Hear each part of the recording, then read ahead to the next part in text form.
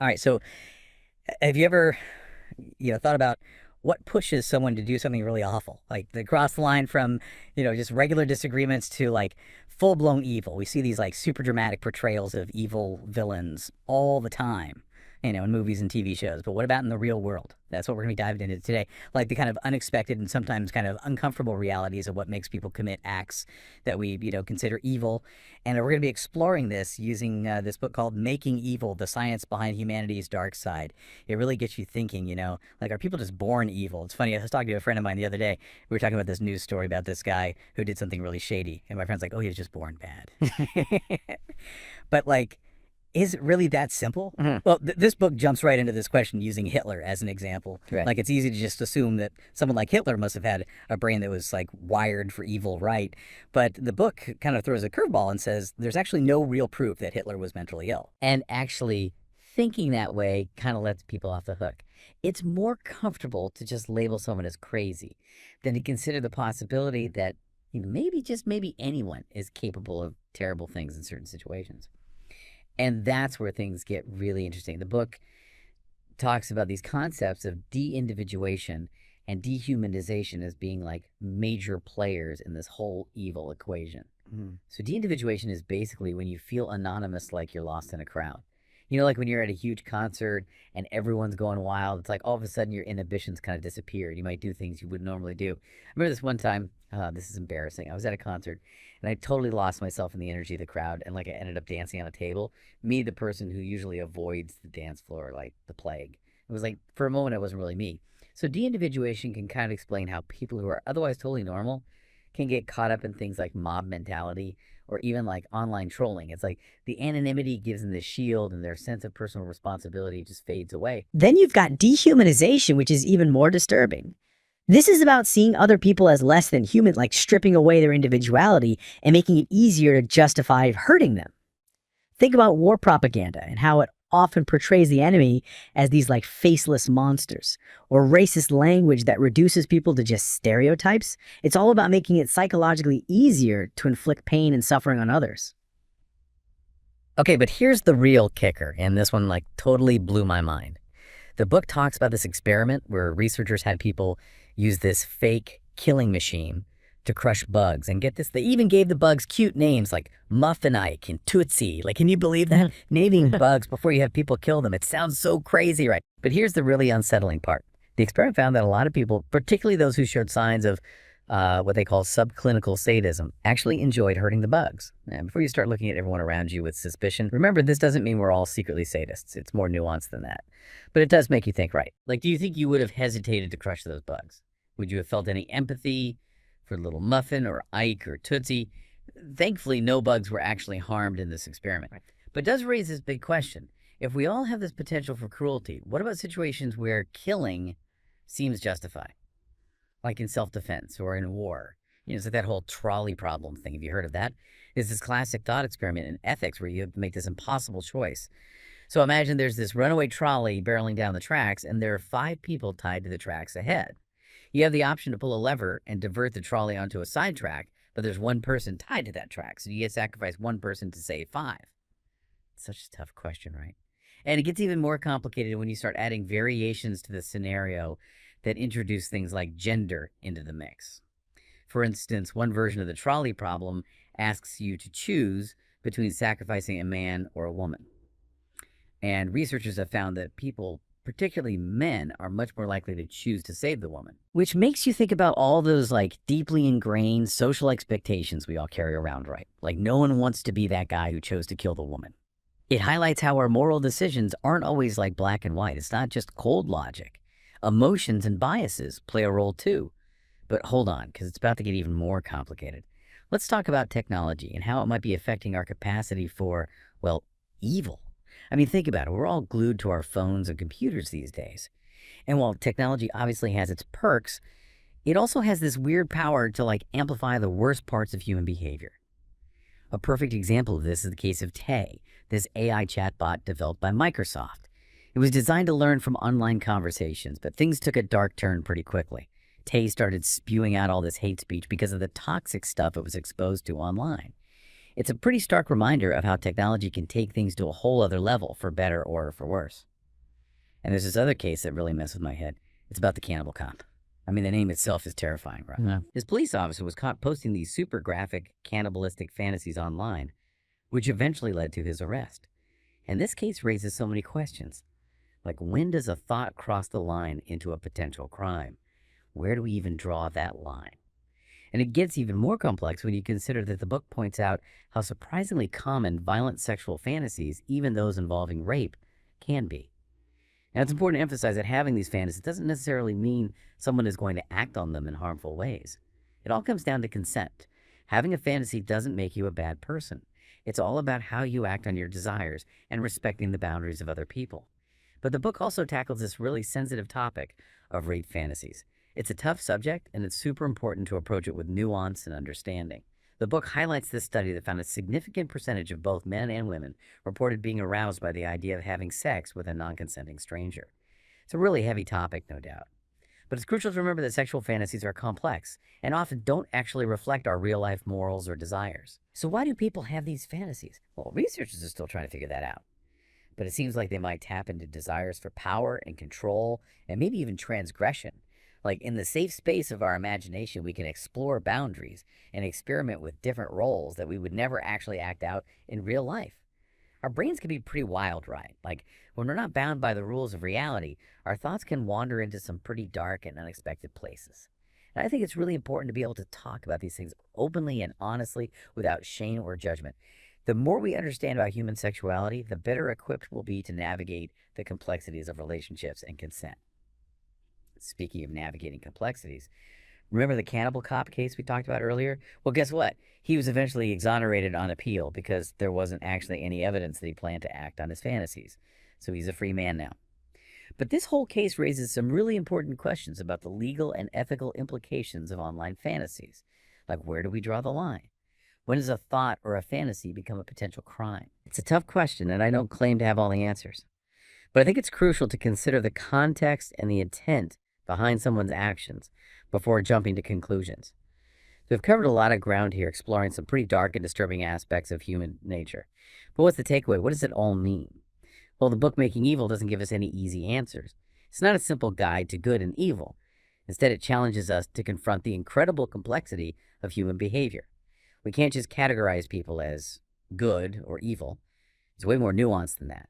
We all have the capacity for both, and understanding that is the first step towards addressing the problem of evil in the world.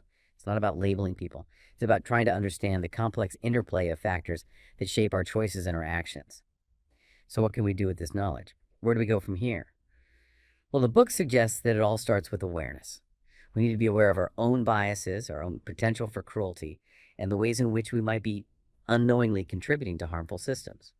And once we have that awareness, we can start to make different choices. We can choose to be more empathetic, more compassionate, and more courageous in speaking up against injustice.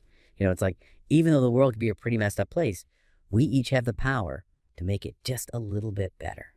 And that starts with each one of us. So to wrap up our deep dive into Making Evil, I think the book does a fantastic job of prompting us to think critically about human nature, both the good and the bad. It pushes us to confront our own capacity for evil, to understand the forces that shape our choices, and ultimately to choose to be a force for good in the world. If you're interested in exploring these topics further, I highly recommend checking out the book for yourself. Until next time, keep diving deep and keep questioning everything. So we've been talking about individual actions and thoughts, but what about the role of groups and systems in all of this? How do ordinary people become complicit in these really horrific acts? The book dives into that too, and it's pretty chilling, to be honest. It makes me think about historical examples like the rise of Hitler and the Holocaust. A lot of Germans, even those who weren't initially anti-Semitic, ended up supporting the Nazi regime. And the book talks about this pastor, Martin Niemöller, who later realized the horror of what was happening. And he even ended up in a concentration camp himself. And after the war, he wrote this incredibly powerful poem about the dangers of staying silent when you see evil happening. That chilling line, first they came for the socialists, and I did not speak out because I was not a socialist. Then they came for others, group by group, until finally they came for him, and there was no one left to speak up. It's a powerful message about the responsibility we all have to stand up against injustice, even when it doesn't directly affect us. But it's not always easy to speak out, is it? Like, why do we sometimes stay silent even when we know something is wrong? It's easy to just say it's fear or apathy, but it's often way more complicated than that. This book points to the power of social pressure. Like, we have this deep-seated need to conform to the norms of our group, even when those norms clash with our own personal values. It's like this invisible force that can make us do things we wouldn't normally do. There's this famous experiment, the Milgram experiment, that illustrates this point perfectly.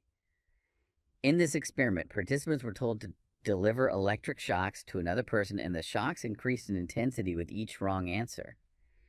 And the crazy thing is, even though the participants could hear the person screaming in pain, most of them continued to obey the experimenter's orders. It's kind of mind-blowing, right? Like, how can people be so easily swayed by authority figures? Like, we want to believe that they know what they're doing, so we just go along with it even if it feels wrong. And it's not just about blind obedience. There's also this thing called the diffusion of responsibility, especially when we're in a group setting. It's like we assume someone else will step up and do the right thing so we don't have to. I remember reading about the Kitty Genovese case, where this woman was murdered in New York City while like tons of people supposedly witnessed the attack but didn't do anything to help. It's one of those cases that just sticks with you, you know? It's horrifying to think that so many people could just stand by and watch something like that happen. Of course, later research suggests that some of the details of the Genovese case might have been exaggerated, but it still illustrates this powerful bystander effect.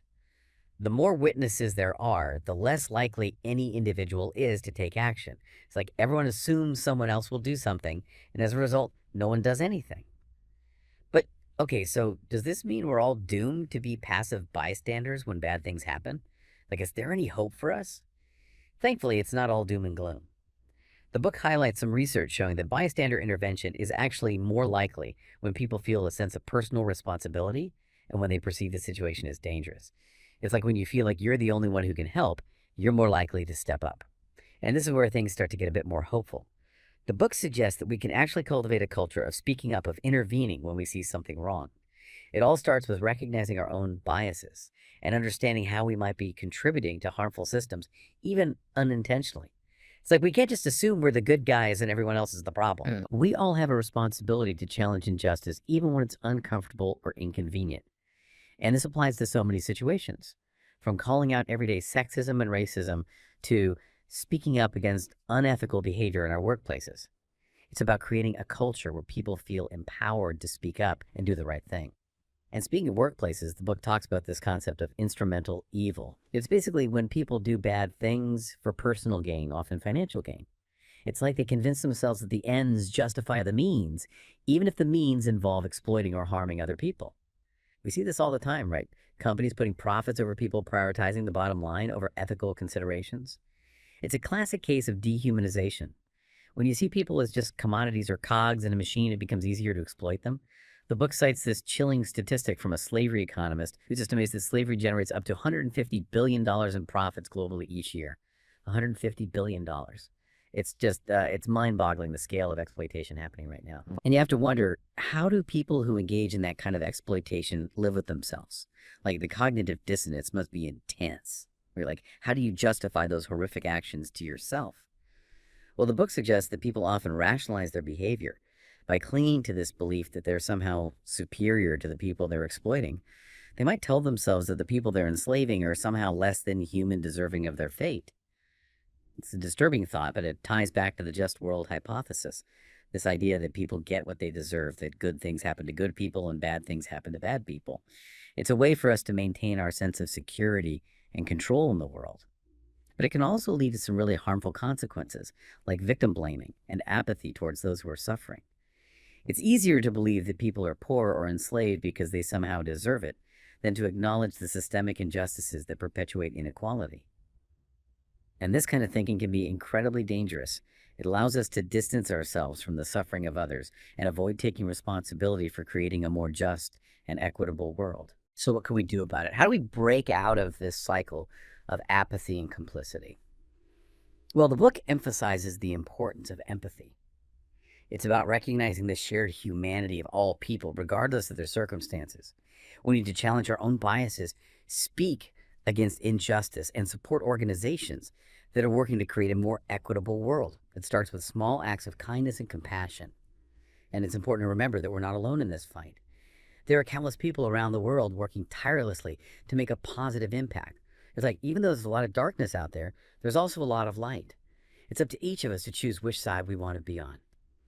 Okay, so we've explored the psychology of evil, the dangers of compliance, and the importance of empathy.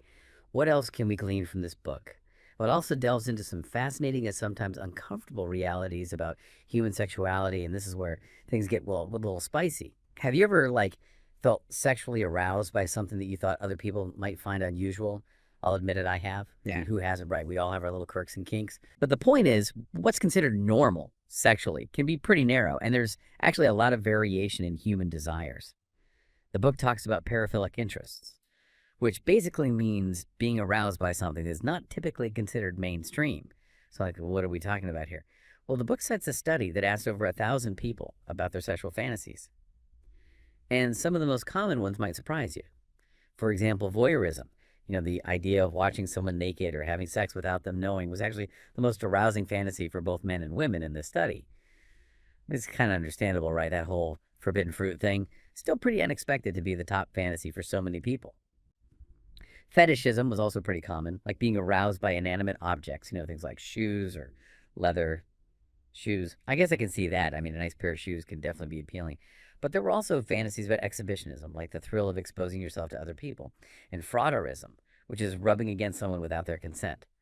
Okay, now things are getting a little creepy. And of course, there's the more extreme end of the spectrum, like sadomasochism, which involves inflicting or receiving pain during sex.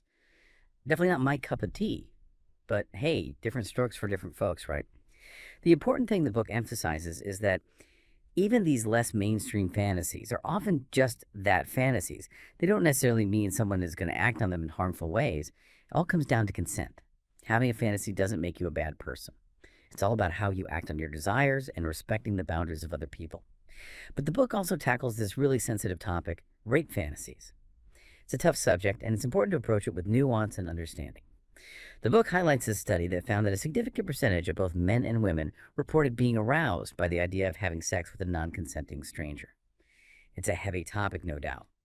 But it's crucial to remember that sexual fantasies are complex and often don't reflect our real-life morals or desires. So why do people have these fantasies in the first place? Well, that's something researchers are still trying to figure out. But it seems like they might tap into desires for power control and transgression. It's like in the safe space of our imagination, we can explore boundaries and experiment with different roles that we would never act out in real life. Our brains can be pretty wild, right? Like when we're not bound by the rules of reality, our thoughts can wander into some pretty dark and unexpected places. And I think it's crucial to be able to talk about these things openly and honestly without shame or judgment. The more we understand about human sexuality, the better equipped we are to navigate the complexities of relationships and consent. Speaking of navigating complexities, remember the cannibal cop case we talked about earlier? Well, guess what? He was eventually exonerated on appeal because there wasn't any evidence that he planned to actually act on his fantasies. So he's a free man.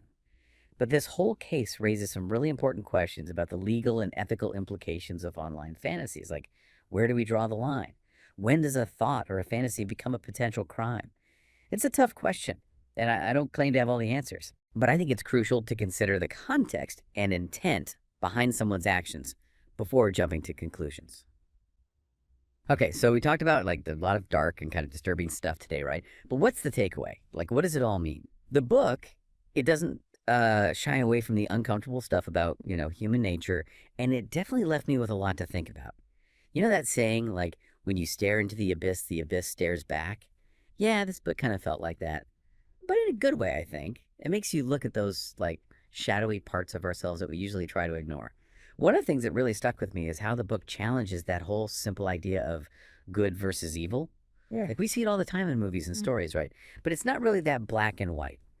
You know what I mean? Instead, it's saying it's way more complicated. The book highlights how incredibly complex human behavior is. And it argues that we all have the capacity for both good and evil. I mean, think about it. We've all done things we're not proud of, right?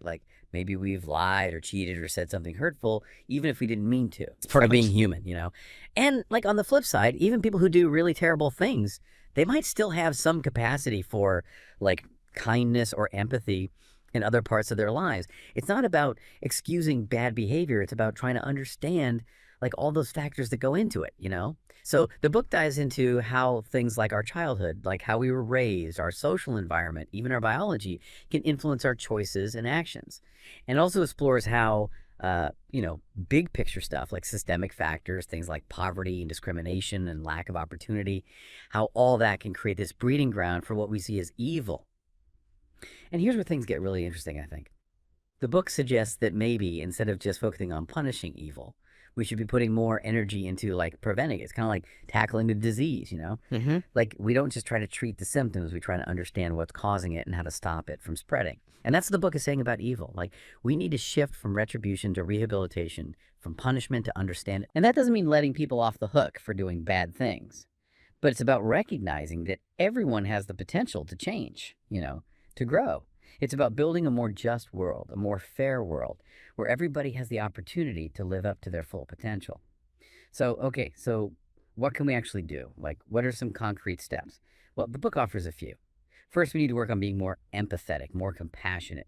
It's easy to demonize people when they do bad things, but it's important to remember that they're still human beings with their own stories and their own struggles. Second, we got to challenge our own biases. We all have them, whether we know it or not. And these biases, they can really affect how we see things and what we do, often without us even realizing it. And then third, we need to speak up when we see injustice whenever we see it. I know it's not always easy, but if we stay silent, it kind of sends the message that we're okay with what's happening. And finally, it's important to support those groups and organizations that are out there trying to make the world a better place, a more just and fair place. I know it sounds like a lot, but even small things can make a difference. It's like that saying, right? Be the change you want to see in the world. It might sound cheesy, but it's true. Like, if we each do our part, it can create this ripple effect, and those ripples, they can lead to some really big changes. So yeah, this book, it was a real eye-opener for me. It definitely made me rethink some things, like my own ideas about evil. And yeah, it made me face some uncomfortable truths about what it means to be human. But honestly, it also left me feeling kind of hopeful. Because at the end of the day, it's about realizing that we have the power to choose, to be better, to do better. Like, we have the power to make a difference, a real difference. So if you're looking for a book that will really make you think, challenge your assumptions, maybe leave you with more questions than answers, I definitely recommend checking out Making Evil, The Science Behind Humanity's Dark Side. It's a deep dive into the dark stuff for sure. But it also shows us that, there's a path towards a better future. It's up to us to choose it. All right, that's it for today's deep dive. Until next time, keep thinking, keep questioning, and keep searching for those little ways to make the world a better place.